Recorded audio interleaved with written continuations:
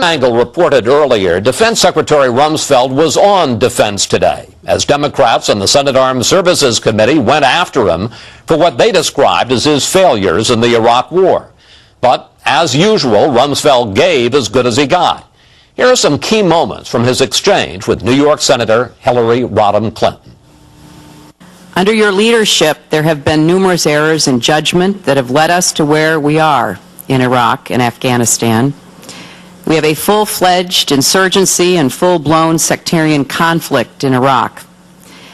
Now, whether you label it a civil war or not, it certainly has created a situation of extreme violence and the continuing loss of life among our troops and of the Iraqis. You did not go into Iraq with enough troops to establish law and order. You disbanded the entire Iraqi army. Now we're trying to recreate it. You did not do enough planning for what is called Phase 4 and rejected all the planning that had been done previously to maintain stability after the regime was overthrown.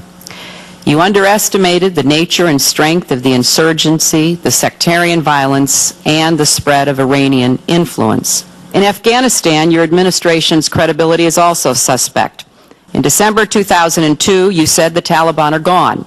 In September 2004, President Bush said the Taliban no longer is in existence. However, this February, DIA Director, Lieutenant General Maples, said that in 2005, attacks by the Taliban and other anti-coalition forces were up 20% from 2004 levels, and these insurgents were a greater threat to the Afghan government's efforts to expand its authority than at any time since 2001. So, Mr. Secretary, when our constituents ask for evidence that your policy in Iraq and Afghanistan will be successful, you don't leave us with much to talk about.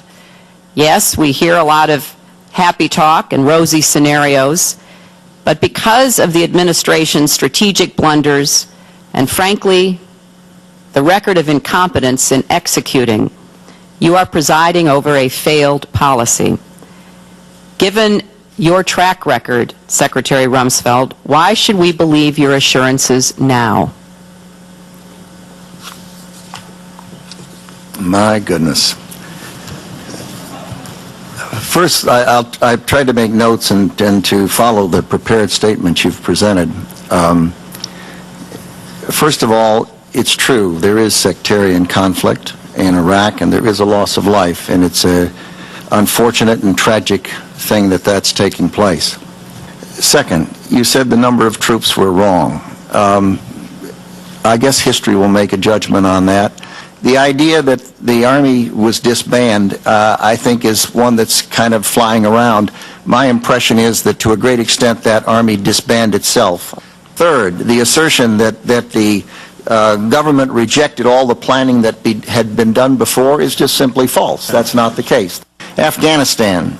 I don't know who said what about whether the Taliban are gone, but in fact the Taliban that were running Afghanistan and ruling Afghanistan were replaced. And they were replaced by an election that took place in that country.